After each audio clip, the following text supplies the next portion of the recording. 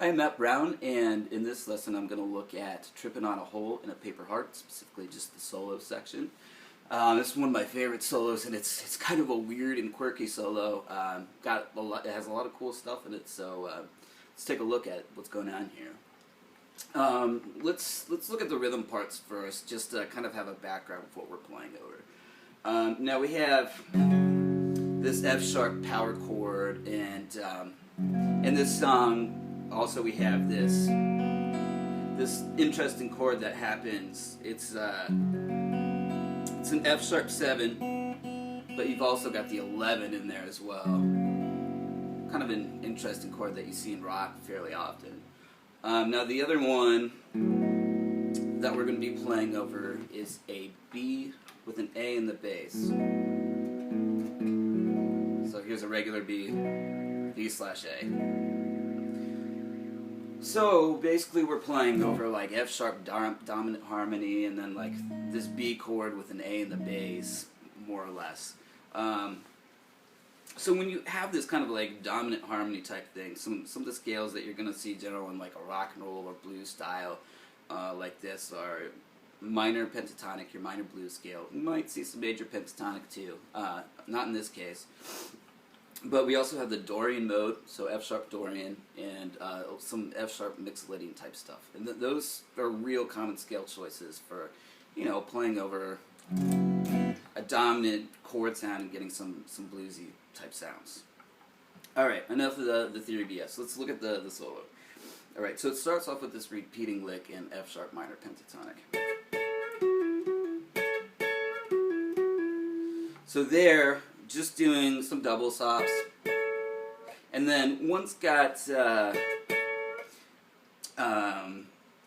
quarter step bend, and this give you some history, I guess, if this is interesting to you. This is kind of like goes back to old timey licks where they're imitating like mechanical sounds, so like a train or a car horn, like those old car horns.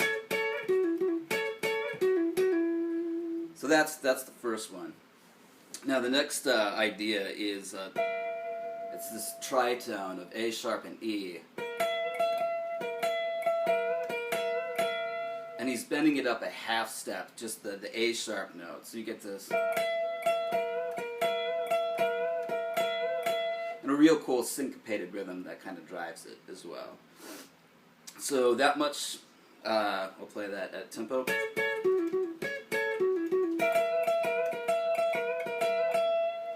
Now the next lick is probably my favorite out of the solo. It starts off with this F sharp 7 arpeggio. It's a 3-note grouping, and then it takes the A sharp down to the minor third A.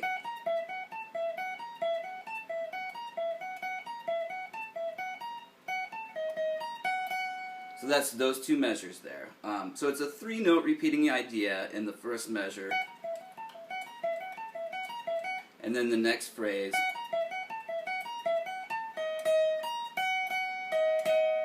So it's got kind of like a chunk of this this double stop here of D sharp and F. So real slow, I'll do those two measures.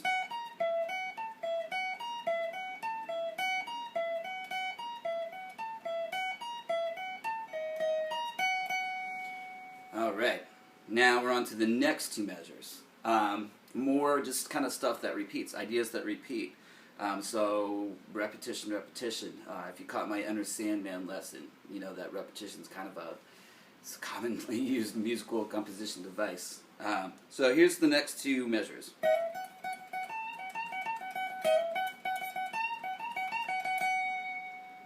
So it's a Dorian thing, F sharp Dorian.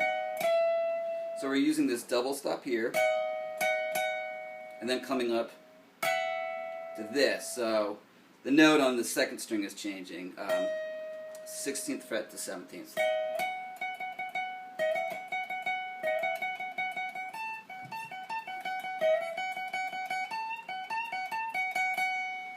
So, like I said, repeated ideas.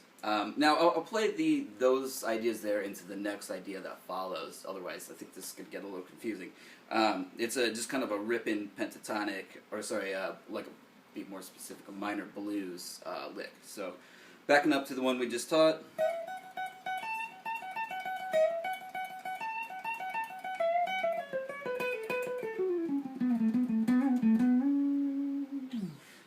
Okay, so that lick, I'll go through the measures, all four measures slow.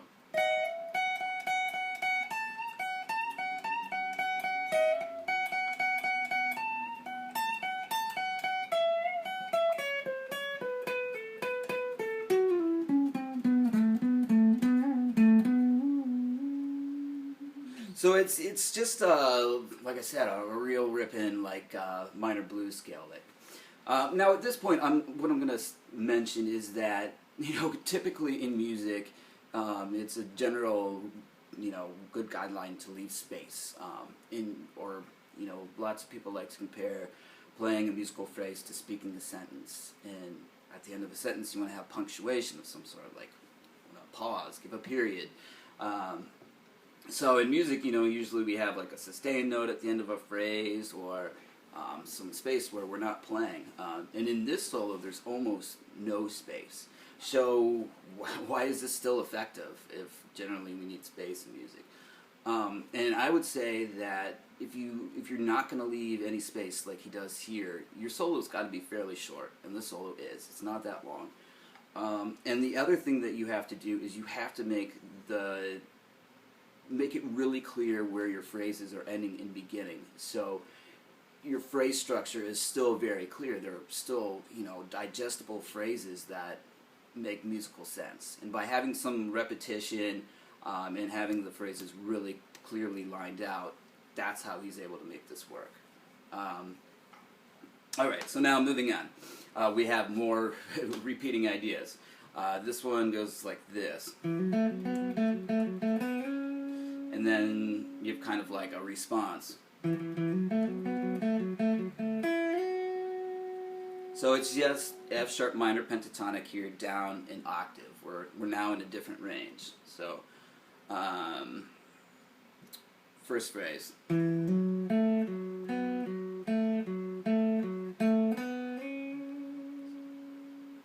then the second phrase with some pickups.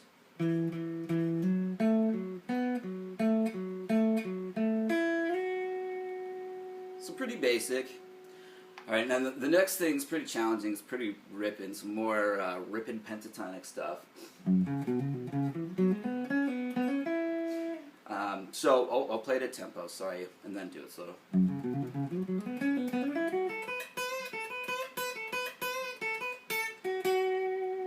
So it's pretty quick, got some sextuplets in there. Not too terribly hard to play though.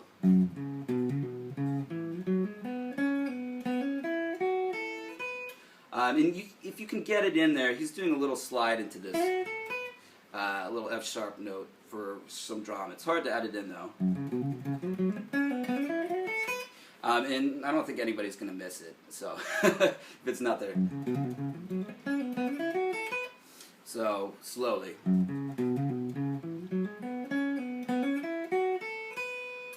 Alright, now the next measure. Just some minor blues stuff, just using, you know, kind of this little section of this pentatonic box to end the solo. Now what I think is really cool about the last measure is two specific things. It's just a real basic idea, but the rhythm that he's putting into these notes in the phrase that he's playing.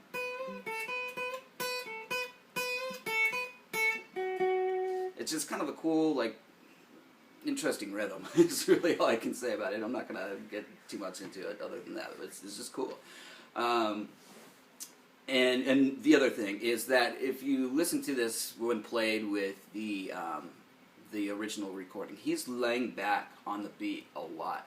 I played the solo along with him on the recording, and I noticed, he's playing this measure, everything in this measure, a little bit behind the beat for some drama there.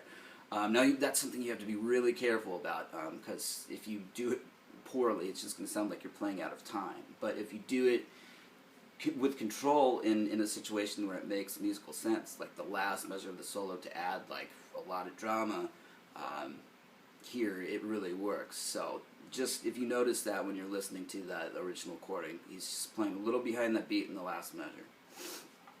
Alright, so that's the whole thing. For me, what I learned, lots of cool licks and ideas that I can put in my own stuff, and also the idea of how to keep a solo that's really frenetic and crazy with no pauses musical, and have it make sense and be effective. So that was kind of the lesson I took away from this.